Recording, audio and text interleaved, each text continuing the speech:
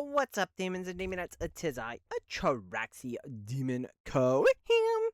And today we're talking about the stealthy AFKJ rebrand to AFKJ Homestead. But before we get into it, as always, feel free to toss a like and subscribe down below. Now, it has been a minute since I've been able to make a video, but I really want to get this video out there.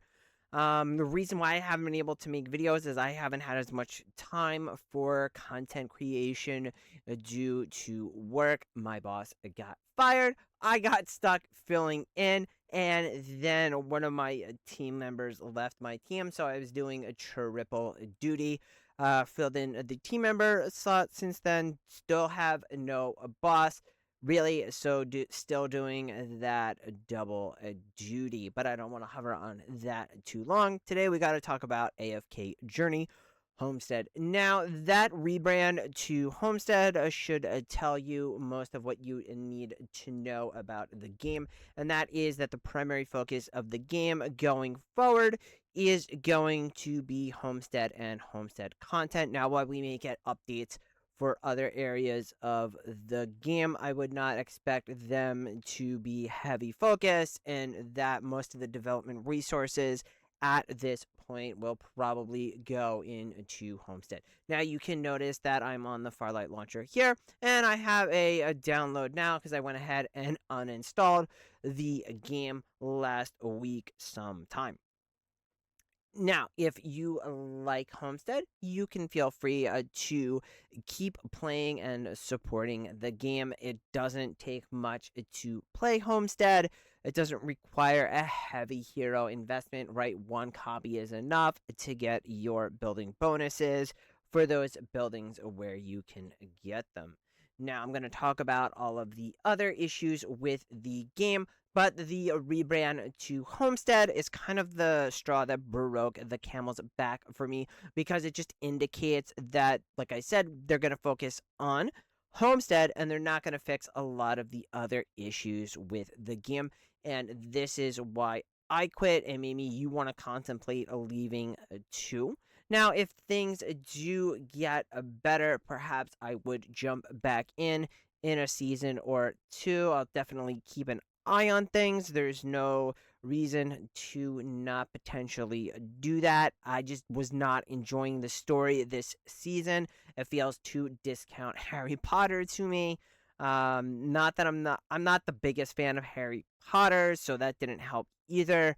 I was, after the storytelling the past two seasons, I was just had high hopes for this season, just for this one to kind of drop off. There was kind of a disappointment. But let's get into the actual issues with the game. So the biggest issue I've had as of recent is the server situation and how that affects guilds. Now, I am on a dead server and a dying server cluster for the allied servers. One of the issues that we had last season is that we got mashed up with a strong server cluster for our district, and we took a beating in guild activities. Even if I had joined or jumped guilds to join a different guild in my allied server, it probably would not have made much of a difference in how competitive I could have been. And it just sucks from my standpoint because I cannot compete in the guild activities despite having a heavily invested account and the biggest account in the district. So it's just really frustrating. I had really wanted a server transfer, but it doesn't seem like we're getting that, or a way to join a different guild in a more healthy environment, but it doesn't seem like we're going to get that either. So last season, I kind of had to, as I said, eat shit and like it when it came to guild modes. That's kind of just how it's shaping up this season as well. We got matched up with Calamity, which is Shadito's guild, which is a heavy, whale or kraken guild. They have a lot of P4 on their accounts, and it's just very, very frustrating because it's just like I can't compete with that. Like, I can carry my guild in most of the stuff to a decent rank. It's just I can't compete for first anymore, and that's not the mission statement of my account. That's not the point. The point was to compete for top spots and get first in almost all activity, right? So yeah, so guild modes are just kind of very, very frustrating. You lose out on rewards and guild supremacy. So what it's like, your Supreme Arena or your Dream Realm is pretty much you in the top 10, and then everybody else from the other guild. It kind of kills your guild's ability to rank and get those points that you need to unlock those higher guild supremacy um, nodes to get your reds, which is kind of the chase item, I feel like, for the spenders to get, so that we can easily plus 25 more heroes to kind of give us an advantage. As for the PvE side, it's just like you're just getting devastated by RNG. I mean, that's how it was. Like stages, you're going. It's not so much a skill issue. It's more of, hey, I can copy this team. I can do the timing right. But if my heroes get uh one shot 2 seconds into the fight before I can ult or do anything, it's not very good time. Some of the DPS is very RNG to pass stages at the higher level. It's just very, very frustrating. You can't pass stages. You get stuck on stages, and then I have less time sometimes during the week, Tuesday through Thursday, so I can't really push stages as much during the week. So I really just get like locked in on these stages. So I'll be stuck on the same 2 stages for like 2 days. So I'd like having me like 100, 200 stage lead in some cases, and then I would just watch that disappear because I would get RNG locked on stages. That was very frustrating, very annoying, and we complained about it several times. The devs didn't really address or fix anything until the free-to-play players or the light spenders got stuck on the same content when, all the whales and the people who push higher quicker pointed out the issue like 2-3 weeks in advance, to when everybody kind of caught up to that point that it was an issue, and then they finally did something. But it's even worse this season, and it's been getting worse. I don't see that getting any better. As for, like, we'll talk bossing, so your Dream Realm, your Primal Lords, that's all like RNG. It was awful. I could not score high on the Primal Lords last season, so where I was like almost always won, except where I had that wonky thing with the power stuff on Plague Creeper. That still pisses me off to this day, where I got fourth. I couldn't even get top 3 on last season's Primal Lords, and that's having everybody maxed out, copying the formations. I just couldn't hit that RNG at the right time, and only having 3 attempts. My fear is that even with them adding paid attempts, that they're going to make those paid attempts cost diamonds. They had that on the Titan Reaver challenge or whatever last season, where extra tries cost diamonds. That really, really sucked, because that's just like, okay, hey, we know you have bad luck, and you could compensate that with paying for gold to buy more chances, but they're going to make you pay diamonds, so it's like even a bigger risk with little to no reward. Dream Realm pre-endless isn't so bad. It's just that I feel like with how easy it is to get higher ascension levels now on the key heroes, it makes getting the new heroes less important, because there's little to no power creep. That's also affected PvP. We'll talk about that later. But yeah, it's very difficult to, I mean, everything's just RNG. You have to hit it at that right time to get that higher RNG than your opponents. Otherwise, you're not going to get there. I had times where I could barely even make top rank. I think it's top 20 for district to rank. I had issues with that last season. This season wasn't looking much better. If we go to PvP, roster bloat's been an issue for a long time now. It kind of hit in at the end of season 4. Once that roster bloat hit Supreme Arena, I lost a lot of my motivation. Plus, I haven't been able to stay and track a lot of the new heroes, but a lot of the new heroes just have been underwhelming, other than maybe a few standouts like your Perseus, Sandrock, Alna, Mahira, right? Most of them have been fairly, I think, lackluster when it comes to PvP, and have been more PvE related. Yeah, it just makes, I don't know, PvP is just not what it was. I'm not really looking forward to it. We're gonna get RTA, but it's not the RTA we want. It's the RTA that they're going to give us. It's not your hero investments, not gonna matter. It's another kick in the teeth to the whales that actually spend on this game. So hero investment doesn't matter.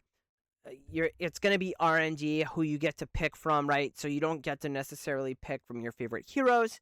And then it's going to be a 3v3. I've seen a lot of complaints about the 3v3 content, is that a lot of people just don't enjoy it as much. I don't mind it so much with all the roster bloat. It's very, very easy to make a 5v5 team to beat somebody, especially in things like Crystal Clash, where the reman teams can be a little bit more concise in what they can do and can be a little bit harder to counter, kind of giving you a little bit of an advantage in that game mode if you do have a built account. But for the most part, not so much. It's like everybody's just kind of tired of it. I got kind of tired of these pseudo PvE, PvP events where like hero investment just didn't matter. Like the showdowns, they just kind of were annoying because I'd have like P4 just get wrecked, and I just couldn't get the scores that I was used to. It was just very, very frustrating. So just like I said, as it's just a spender, the game has become very anti-spender and more like light to mid spend. So again, if you like the current state of the game and you like Homestead, you can certainly stick with the game. It'll be a good game for you. However, if you want them to improve certain areas, I find it highly unlikely that they're going to do that. Rack just put out a very good video as well on it and his thoughts, and just I agree. They stealthily named the game AFKJ Homestead, which is just like they didn't even advertise it. They just did it because I don't think they wanted to, let the majority of people kind of know that they did that, because then they would look at the title and they would know that, hey, the focus of the game is going to be Homestead going forward. They have a lot more paid content for Homestead. So yeah, I don't have high hopes of where the game's going to be. Now, as you can see, I have Yvonne here as the backdrop for my PSC. That's because I've been playing a lot of Arknights Enfield. It's really, really fun, so I'll be playing a lot of that. Maybe I'll drop some videos on that, but I've been streaming it over there. I'll kind of do the story quests over there, kind of finish the main story. Looking forward to the next chapter. I'll just be playing other various games until like maybe I settle into something that is the game that that I want to play predominantly, that eats up a lot of my time. Enfield doesn't do that. You can kind of like do your dailies pretty easily. It's not like too heavy, and then you can just do side quests whenever. And that's going to be it for this one. This will be the last AFK journey video that I can't put out an AFK journey video because it's no longer there. Just my final thought is, after stopping again, because I had quit during like November for like 10 days, I missed it. I came back. What I miss about AFK Journey is AFK Journey back when it was still fun. Probably, I want to say maybe a year ago, maybe early Echoes. I think it was fun too. It's just that once they dropped Homestead and started to focus on Homestead, it just felt like everything else in the game has kind of been on the decline. They just kind of want to focus on Homestead at this point. My guess is it's easier to develop, but if they had just wanted to make a game that is Farmville, they should have just made Farmville, but it feels like they wanted to make a gacha hero collector, and then they kind of bait and switched it into Homestead. It's a very long bait and switch. That's why I'm kind of getting out now, but we'll have to see where it goes. But so I don't long for AFKJ Homestead. I long for AFKJ, what that game could have been, and all of the wasted potential that it still, I think, has one of the best combat systems in an auto battler today. The problem is the devs and Lilith refuse to build around that core that made that game so much fun. Is they don't want to develop that. They want to make something else. That's not why we originally started playing the game. Anyway, that's it for this one, and I will catch you guys in the next one. Bye!